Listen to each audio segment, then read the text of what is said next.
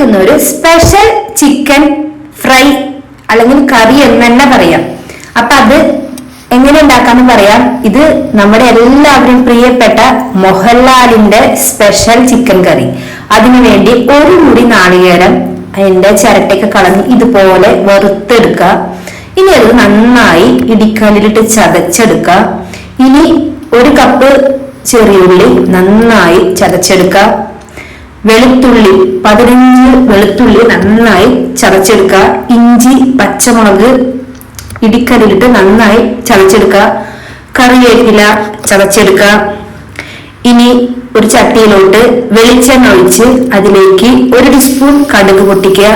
ഇനി ചതച്ച് വെച്ചിരിക്കുന്ന ചെറിയുള്ളി, വെളുത്തുള്ളി, ഇഞ്ചി, പച്ചമുളക്, കറിവേപ്പില നന്നായി വഴറ്റി കൊടുക്കുക.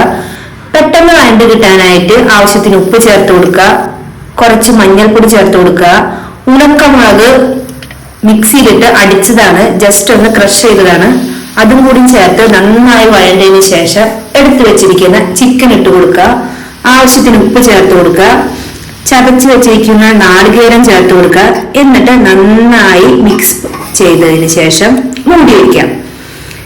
ഇനി ആ വറുത്ത തേങ്ങയുടെ എണ്ണയും ചിക്കനിൽ നിന്ന് വരുന്ന വെള്ളവും അത് വെച്ചിട്ടാണ് നമ്മൾ ഈ ചിക്കൻ വേവിക്കുന്നത്. വേറെ വെള്ളം ഒന്നും ചേർക്കുന്നില്ല. അതുപോലെ വേറെ മല്ലിപ്പൊടിയോ മുളക് പൊടിയോ ഒന്നും ചേർക്കണില്ല.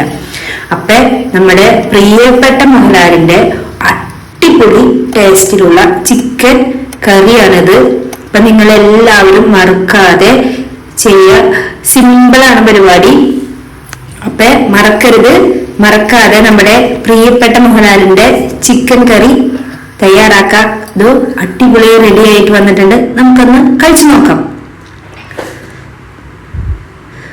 ഒയ്യോ, വായിൽ വെക്കുമ്പോ തന്നെ ആ തേങ്ങ ചുട്ടതിന്റെ സ്മെല്ലും ചിക്കനിൽ നിന്ന് ഇറങ്ങിയ വെള്ളവും എല്ലാം കൂടി ചേർന്ന് മിക്സായ ഒരു പ്രത്യേക ടേസ്റ്റാണ്.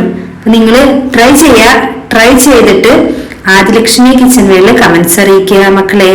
അപ്പൊ ഇനിയും നിങ്ങളുടെ സപ്പോർട്ട് ഉണ്ടാവണം. Bye bye friends.